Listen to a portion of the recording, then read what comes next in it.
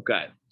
So section 6.6 is all about what's called rational exponents. All right. So this is what the notes look like. And rational exponents, essentially all we're going to cover today is ways for us to kind of rewrite our expressions either in radical form or exponential form. All right. So pretty much throughout all of chapter 6, we've been talking about square root functions, how to graph them, how to simplify them, evaluate at times, things like that. And we've been dealing with square roots with variables underneath. Well, we're going to continue to work to simplify and include some operations eventually, but we need to make sure that we get down how we can kind of move between our radical form, which we're very used to, into now an exponential form, because we have a lot of rules for our exponents. Like when we multiply things together, we add our exponents. When we divide, we subtract. When we raise an exponent to an exponent, we multiply them, right? And those are things that we saw earlier on in class that we will eventually need to use again. Not only tomorrow, but the following day when we're still in section 6.6, so on and so forth. Okay. So like I said, today then is pretty much just a way for us to rewrite in between our exponential and radical form. All right. The first thing that we need to take into account is that any radical can be written as an exponent. So we see here we have some x, some variable. Sometimes it'll be a number. And it's in this square root form. Well, to rewrite that as an exponent, we take whatever the exponent is, we put that in the numerator of our fraction, and we take the index. Remember that this number on the outside is our index, and we put that in the denominator of our fraction. So you can take any base, any number or variable, and if you're taking a root of it, you can then write it as a number or variable raised to a fraction. All right. This is called writing something from radical form to rational form, or you'll hear it sometimes be referred to as fractional. Sometimes you'll hear exponential. And it gives us an alternate way of looking at something to simplify it. All right. And another note that you can make is just that you have some x, whether it's a number or variable, and it's raised to the exponent divided by the index. So whatever that exponent is inside my root, divided by whatever the index is, whether it's a square root, cubed root, whatever it may be. Okay.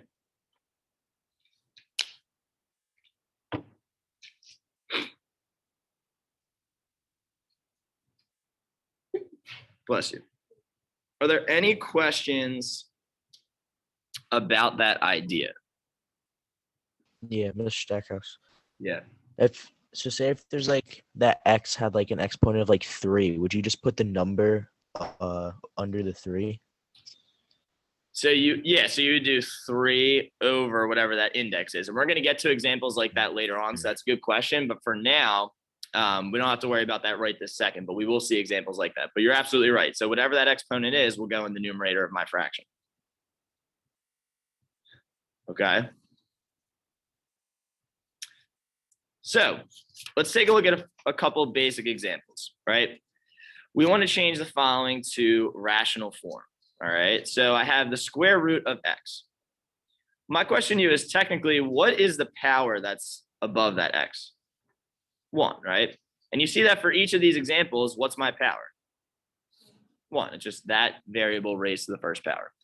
So the only other thing I need to take into account is what my index is. Well, in this example, the first one, if I'm taking the square root, what is my index? 2. So when I'm writing this in rational form, I have whatever that base is, the x, whatever the number is or variable, raised to the degree, which I know is 1, over the power, or excuse me, over the index, which is 2. So taking the square root of something is the same thing as taking the 1/2 power, or taking something and raising it to the 1/2 power. Okay. Same thing in example 2. I start by writing whatever that variable or number is.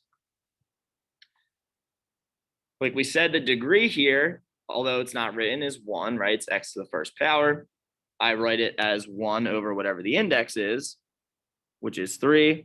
So taking the cubed root of something is the same thing as raising something to the 1/3 power.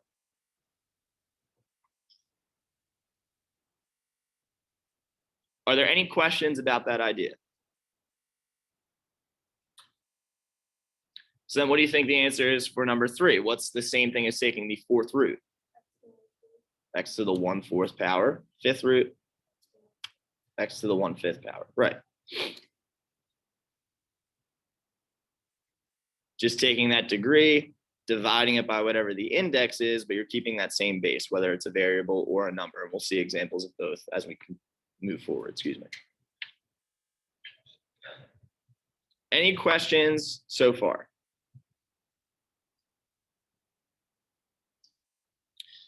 Well, we can also do the opposite and go from this exponential form back to our radical form. And we can use this to help us evaluate some expressions. So like, for example, originally before we saw this, we would have known what the square root of 4 is. But if we said, well, what's 4 to the 1/2 power, we would have kind of been a little confused, right? You would have not understood how we could get the 1/2 of something, right? If we raise something to 1/2 or a third. So what we can do is rewrite some of these expressions in our radical form to then help us evaluate them. So 216, for example, raised to the 1/3 power. Well, I'm going to start by writing that base, the 216. I know it's raised to the 1st power, so I'm not going to write raised to the 1. But then I'm going to put that in my root, and I know my denominator is the index, so I'm going to throw that on the outside of my expression.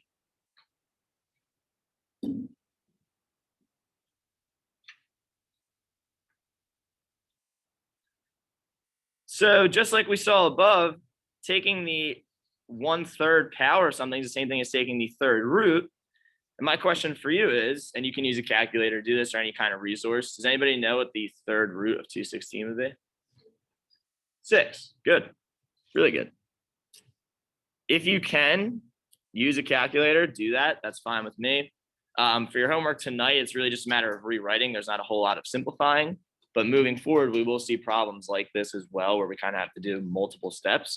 So I would suggest making sure that you have some kind of resource to help you calculate some things.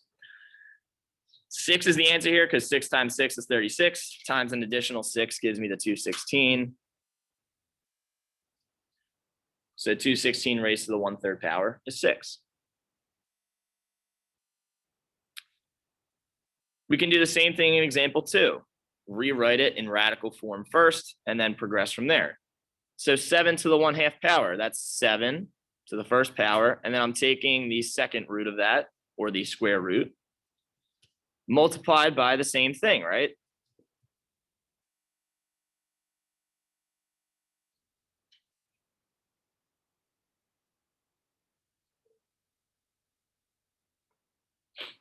So 7 to the 1/2 times 7 to the 1/2 is the same thing as the square root of 7 times the square root of 7. Jenna, as you said, that's the same thing as the square root of 49. But we know the square root of 49 is what? Just 7. Are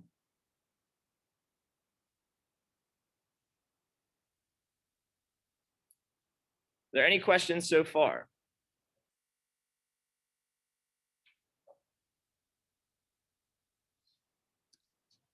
Okay. 5 to the 1/4 power. Well, that's 5 to the 1st power. I'm taking the 4th root of that, multiplied by 125 to the 1st power. But again, I'm taking the 4th root of that as well.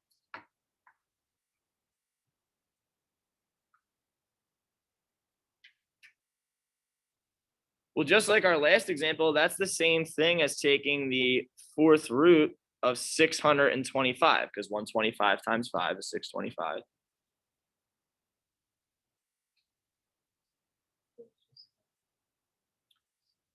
Which is 5. So you're seeing how moving between this exponential form or this rational form to the square root form or the radical form allows me to find my final answer a little bit easier. It's a little bit more visually appealing for me to work with roots rather than maybe fractions and things like that, powers. the fourth root of 625 is 5, because 5 times 5 is 25, times 5 is 125, times another 5 gives me the 625. Okay. We can apply the same steps to the next example. So 3 to the first power, and then I take the root, is just square root of 3. So anything to the 1/2 is the root of that. So this is the square root of 12 over here.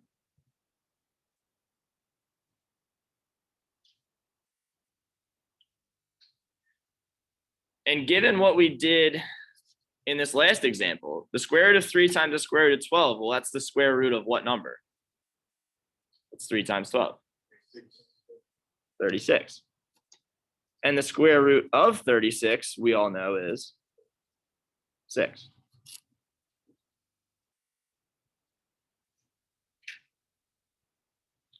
Wait, why in the last one you like square the root when it's 2? Like when it's 2 twos and 2 fours, like it's still 4.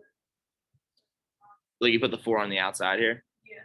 So it just assumed, like we put the 3 on the outside here. Anything that's greater than 2, you have to write on the outside for the index. Now, when it's 2, that's just the same thing as the square root, right? Because anything to the 1/2 power, it has that index of 2, but we never really write 2, right? So it just assumed that that's the square root.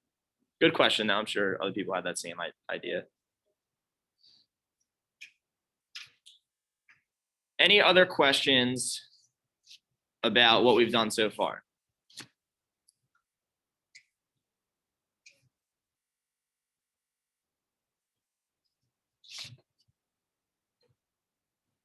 Excuse me. Okay, so we can also expand on this idea. And now instead of working with things that are raised to maybe the first power, because that's all we've seen so far, right? All of these numbers have a exponent and 1's in the numerator.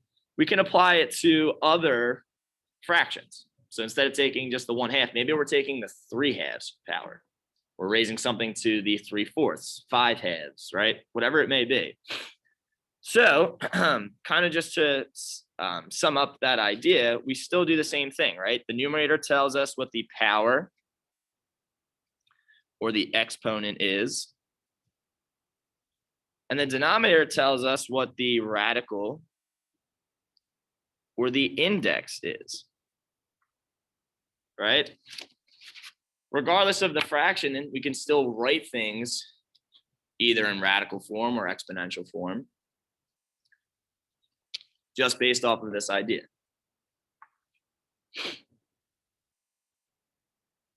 Okay. Any questions before we move on?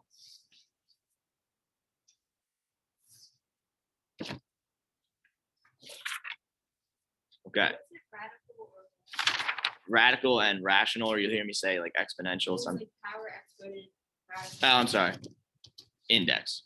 So the index, that number on the outside of our root.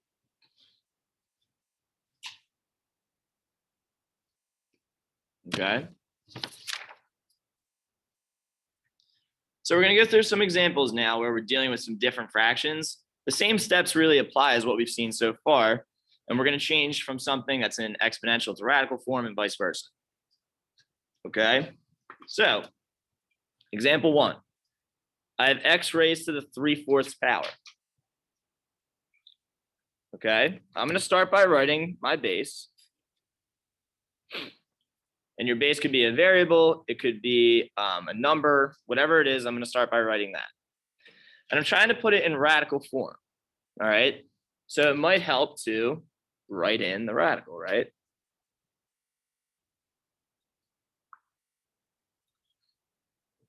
And then I'm going to look at my fraction. So I know my numerator is my power. So it's going to be x raised to the 3rd power inside my square root, or inside my root there. 4 is my radical or my index. So the 4 is going to go on the outside. So something raised to the 3/4 power is the same as taking a number or variable, cubing it, and then taking the 4th root of that, right? I said our objective for today is just to be able to kind of write things interchangeably between this radical and fractional form, or this rational form. So we're seeing how they apply. These are equivalent, all right? Always putting the exponent on the inside.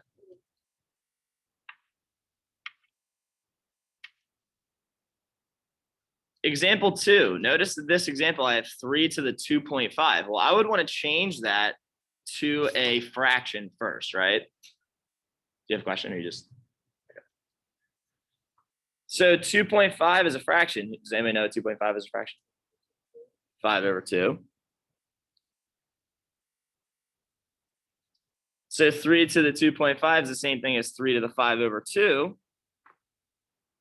And I'm going to do the same thing I did in the last example. So I'll write my radical. My base will go on the inside.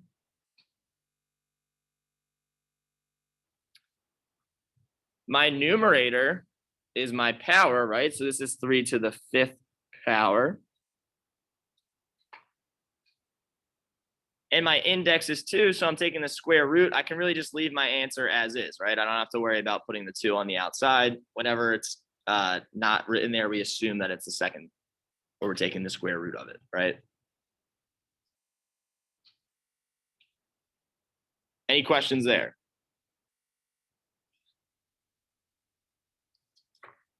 Same thing in the next example. I have my root. 2 goes on the inside. What would be my power here? 3. So that goes on the inside as well. My index would be what? 5 goes on the outside.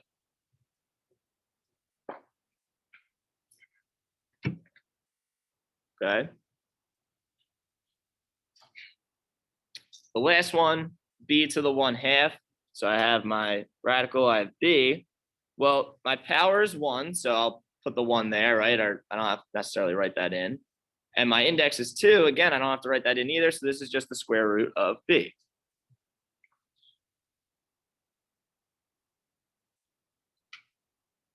Any questions about those first few examples there when we're changing something to radical form?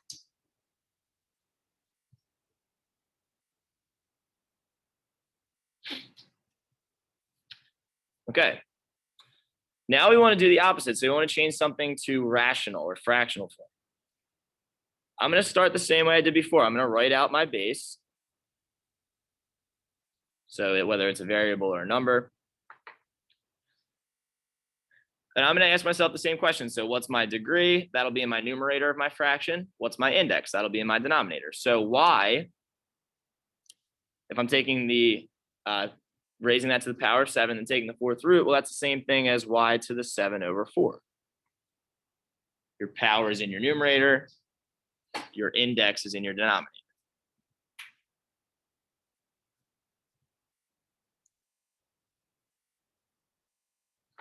Example 2. Start with your base, which is x. What's my power here?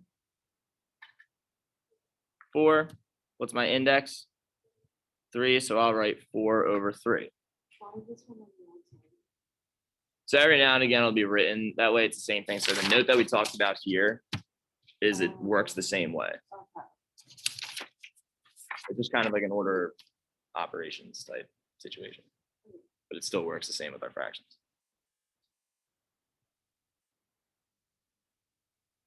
Next one. A to the 3/5. Good. 3 is my power. That goes in my numerator. 5 is my index. It goes in my denominator. So it's a to the 3/5. And the last example there, number 4. 5 to the 1/8. Good. So when there's nothing written there, right, for your power, it's assumed that it's raised to the first power. So don't put 0 or anything like that. It's raised to the 1/8. Same thing with, and you're going to see this in your individual practice that we're going to do in a second. If there's not an index on the outside, it's assumed that it's 2. So make sure that you write it as whatever that fraction is over 2. Or whatever your power is, I should say, excuse me, over 2. Any questions about any of those examples that we've covered so far?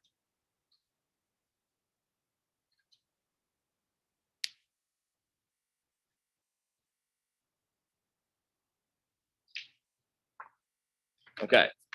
What I want you to do now is take some time to do the practice here in the middle. You're just doing 15 through 31. All right. So don't worry about these bottom questions here. We're simplifying. Just do 15 to 31. And I'm going to put that in the chat as well. And we'll take about 8 to 10 minutes to do that. All right. And then we will go over each of those as a class. Let's take some time right now, 15 through 31. I'm going to walk around the room. In a second, I'll give you a chance to get started and kind of check your answers along the way.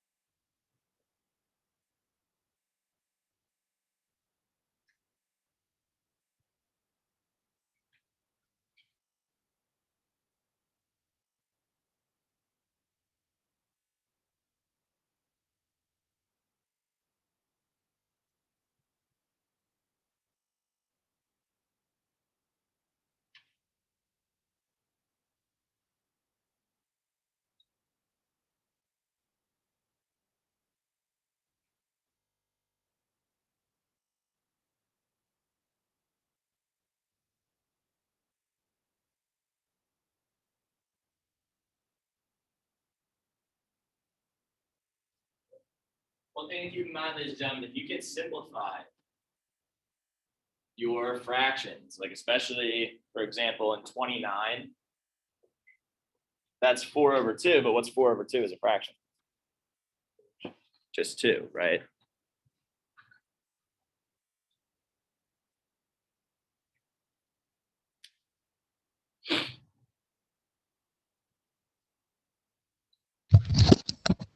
Mr. Stackhouse. Yeah. So number 17, is that 1.5 or is that 15? For which one? 17. That is 1.5. Okay, it was hard to see.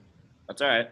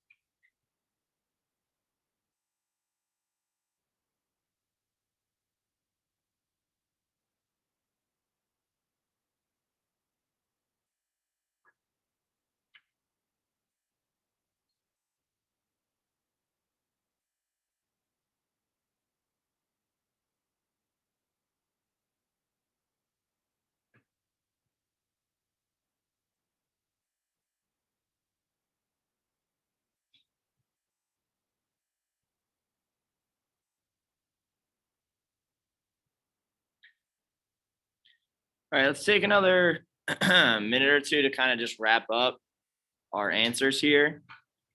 And then we'll go through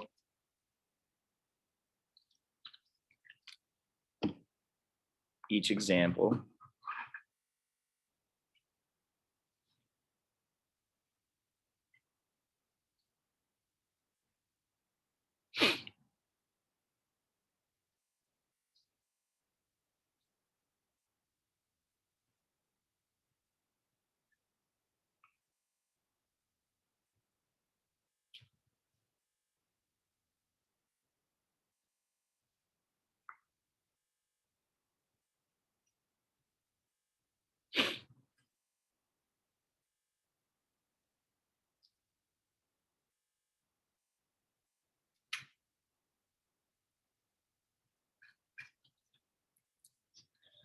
Okay, let's take a look at example 15. So we're writing each of these expressions now in radical form. So they're raised to some power. We remember that our numerator is our degree, our denominator is our index, and hopefully that helps us kind of gauge what our new expression should look like. All right. So I have x to the 4/3. What was our answer for this?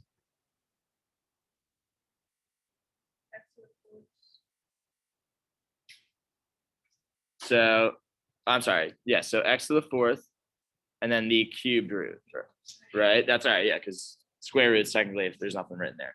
But you're right. So x to the 4th inside my radical, 3 on the outside is my index. All right. Good. What about 16?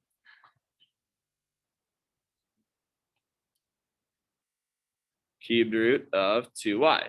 So 2y is on the inside of my root, 3 is on the outside of my index. 17, you changed 1.5 to what fraction?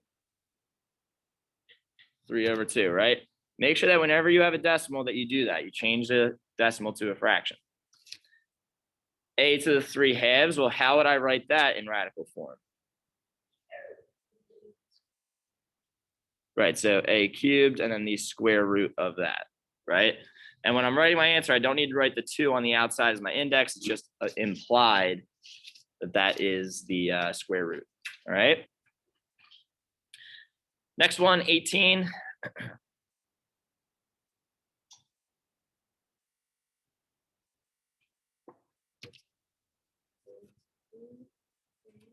Fifth root of b, good. Right, that power in my numerator is just 1. I don't have to write the 1 there. I just take the 5th root. Any questions about anything 15 through 18?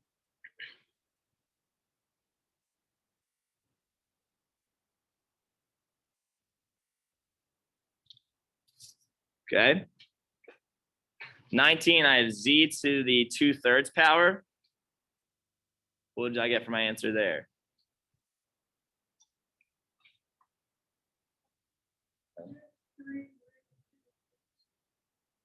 Right.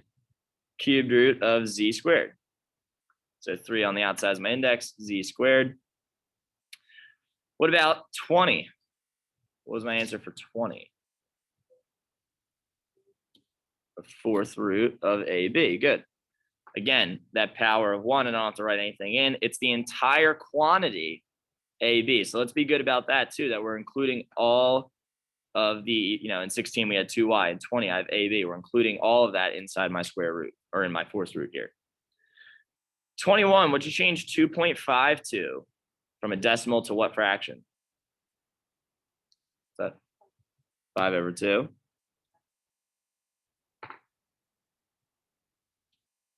And then what would my answer be here? 5th root of m. Oh, hold on. Not the 5th root of m squared. Square root of m to the 5th, right?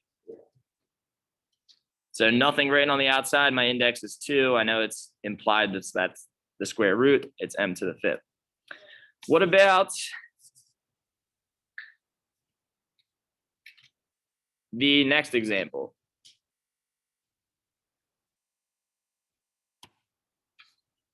How would I finish this? So I have a root of t. What's my index? 7. And it's raised to what power? 2. Good. any questions about anything from that first section?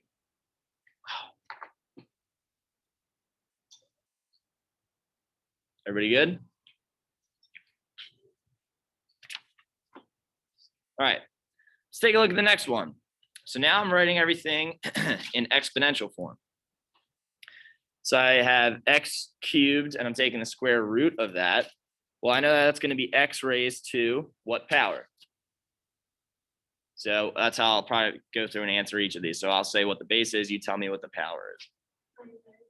What's that? Okay, so careful. What's that? 3/2. So the first thing we need to be careful about is we put the degree over the index, number one. Number two, if there's nothing written out there, it's not assumed that it's 1, it's assumed that it's 2 because it's the square root. So it's the 3/2. Next one, m to what power? 1/3. 5y, that whole quantity. 1/2, good, because it's just the square root. 26b raised to what power? 3/4. Are there any questions about anything 23 through 26?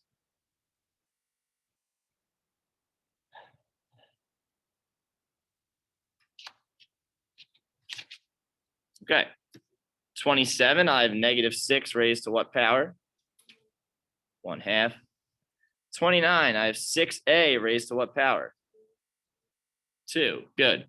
Saw some people had 4/2, but 4/2 simplifies, right? It's just 2. So that entire quantity, 6a raised to the second power. Number 30, n raised to what power? What's that? 4/5. There's a 5 on it. It's all right. And then 31, 5ab, that entire quantity raised to what power? 3/4. Good. We feel confident about this? Pretty easy stuff. Just being able to kind of rewrite question. Yeah. And that's pretty much the basis of what we're doing for today. It's just a matter of rewriting between each of those forms. So whether it's exponential or that rational form to radical form, right? And what this is going to eventually lead into is us being able to now do like operations between some of these. So taking these and using some of our exponential keys and our ideas with that, like when we multiply things, we add exponents together. When we divide, we subtract exponents. When we multiply exponent by exponent, we have an exponent raised to an exponent, we multiply them, right? Things like that we'll eventually build off of, but we need to understand this step first and how we rewrite things, okay? Any questions about anything that we covered today in class?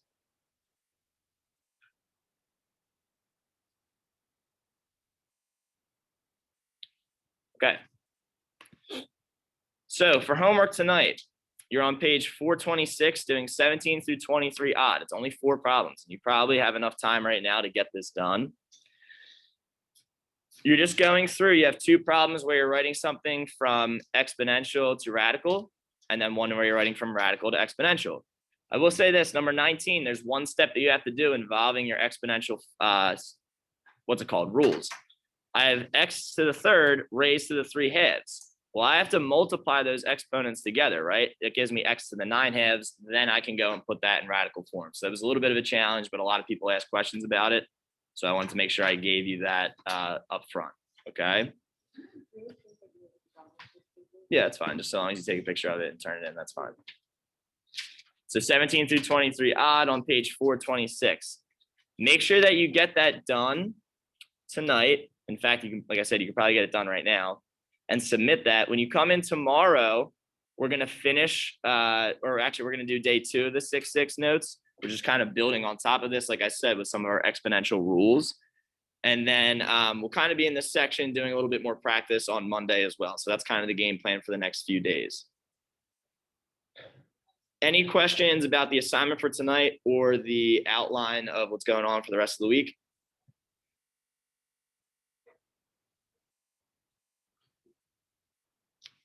Okay. With that being said, then you can go ahead and sign off for those of you that are at home. Have a great rest of your day, and I will see you all tomorrow. Those of you that are here, just wait for the bell to ring. Have a good one. You too. Take care.